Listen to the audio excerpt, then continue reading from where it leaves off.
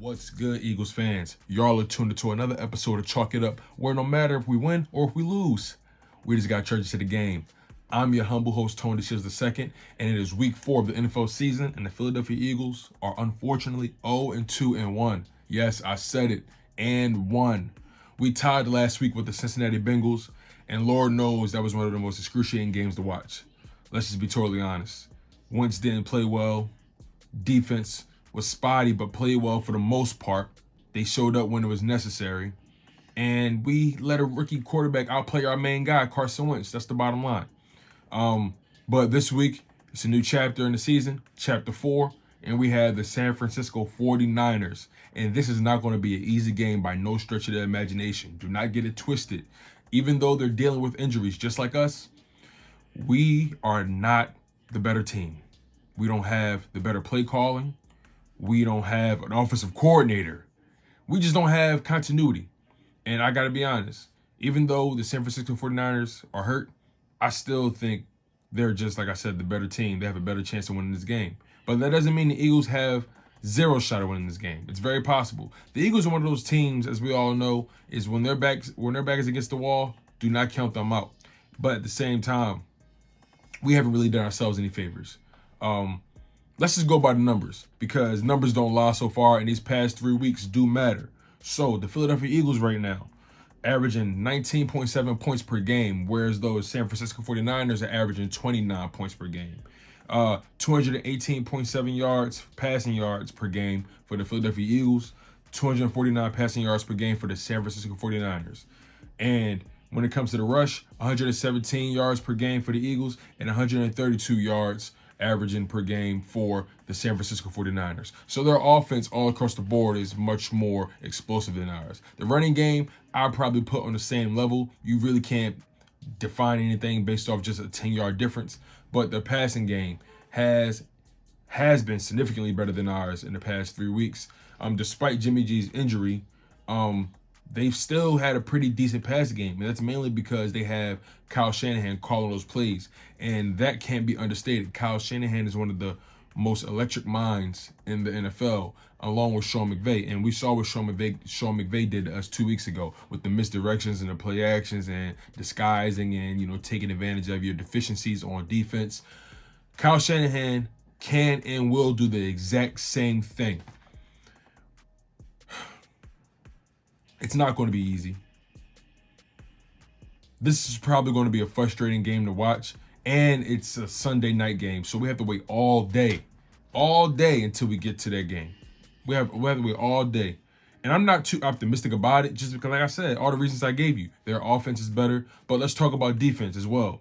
The Eagles defense right now is allowing 29 points per game. That's terrible. Whereas though the 49ers defense is only allowing 15 points per game. 15.3 points per game. That's a 14-point difference. Seriously. Our defense hasn't been able to stop a nosebleed. The San Francisco 49ers defense, they've been playing fairly well. But like I said, they're dealing with a lot of major injuries. Apparently, mainly some on the D-line and in the linebackers and in their defensive backs. But Eagles are allowing 224 passing yards per game. San Francisco, obviously, much lower than ours, 187 pass yards per game. And we're allowing 106 rush yards per game. And they're allowing 116 rushing yards per game. So we have a better rush defense, obviously. But still, nonetheless, we're not in any position to talk too much trash. We're not in a position really to say too much of anything, really. We're in a humble position, and we have to treat this on a week-by-week basis. And we have so many injuries, specifically to the wide receiver and cornerback rooms. The wide receiver position right now, Greg Ward is our only active wide receiver that started the season. Our only active one. We brought up Deontay Burnett. We brought up Travis Fulgham. John Hightower just came back, so hopefully he's a go. We're thin. And rumor has it, shout out to Joey Shakes. Rumor has it that Jordan Matthews is coming back.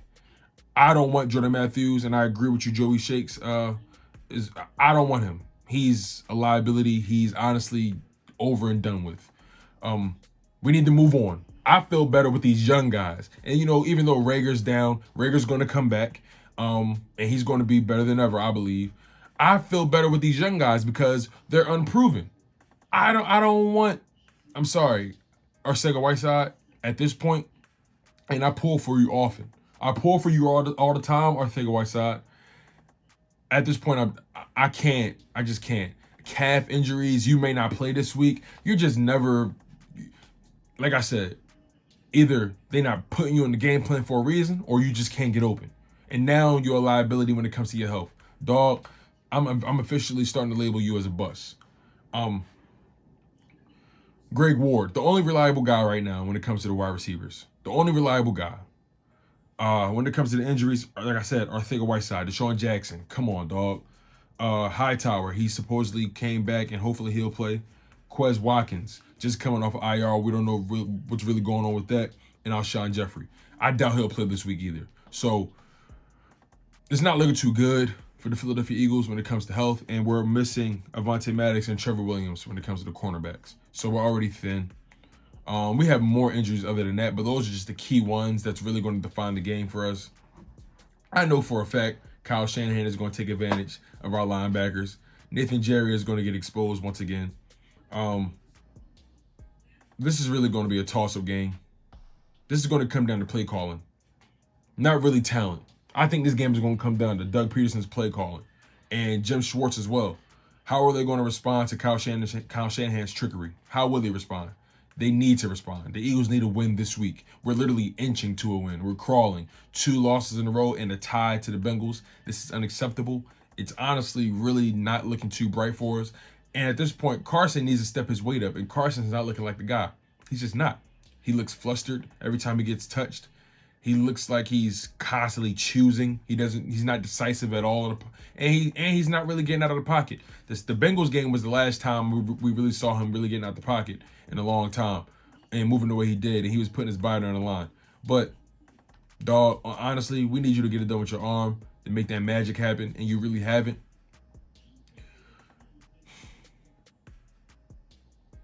Not really a lot of optimism coming from me.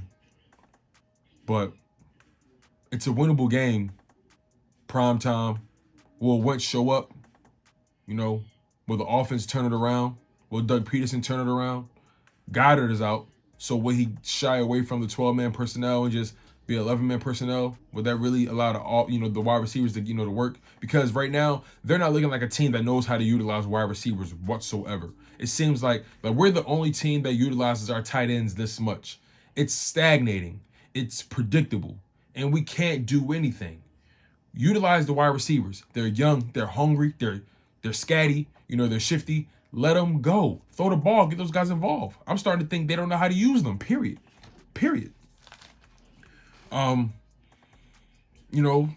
We this season is not the season to think about a Super Bowl or to even think about a deep playoff run. We just need to focus on health, honestly. And everyone's looking real skittish. And rumor has it that Doug Peterson and Howie Roseman got into it at practice. We don't know if this is fact. We don't know what the footage shows. Again, shout out to Joey Shakes. He's a top. He's a dope source on YouTube when it comes to Eagles news. Very dope source. Rumor has it Doug Peterson and Howie Roseman were having a little disagreement on the sidelines. I don't know what that's about. I don't know if it's true, but if it is true, it's not a good look whatsoever. It's nothing worse than having dysfunction in the front office and amongst the coaching staff. So, San Francisco, 8 o'clock game, NBC. Who knows what this game is going to really look like? Who knows what Doug Peterson is going to do when it comes to play calling? Who knows what we're going to get from Carson Wentz? But all I know is everyone else just needs to do their job. Because really, when it comes down to it, when you're paying a guy over $100 million and paying the kind of money we're paying Wentz, you need to be able to live and die by anything in any circumstance. There's no excuse. There's none. But that's all I have for you guys today.